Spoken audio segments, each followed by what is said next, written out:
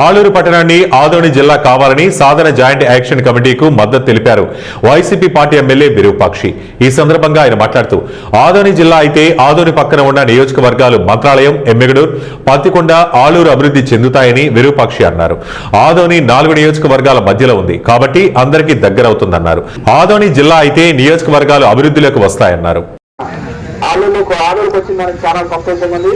అదేవిధంగా మన ఎన్ఆర్పీఎస్, మన రామయ్యన్న, ఎల్లప్పన్న, మన పూర్తీకన్న, మన మహేష్, మన రాజు, అదేవిధంగా మన ఎల్ఆర్పీ మహేష్ అన్న, మీరు చాలా మంది అంటే ఈరోజు శిబిరాన్ని ఫస్ట్ మన ఆలూరులో శిబిరాన్ని ఓపెన్ చేసినానికి చాలా సంతోషంగా ఉంది. ఎందుకంటే మనకి ఆలూరు జిల్లాలో నేనుగానే మొన్ననే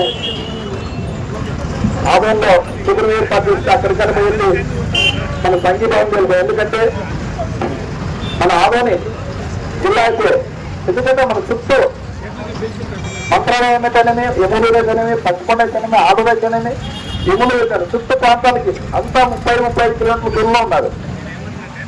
సెంటర్ మన ఆదోని సెంటర్ ఉంది కాబట్టి మేము అడుగుతున్నాం మా హక్కు.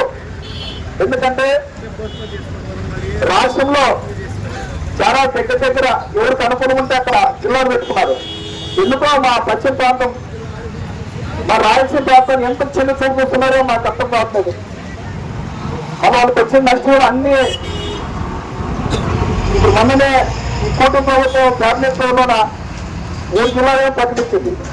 ఆదోని మరి అంటే మీ రాష్ట్రం ఆంధ్రప్రదేశ్ లో ఉందా లేదా, లేకుండా మేము ఉన్నామా లేదా, ఎందుకంటే మేము లాస్ట్ కర్ణాటక పార్టీలో ఉన్నాము, ఉందా లేదా అనే విధంగా ఈరోజు.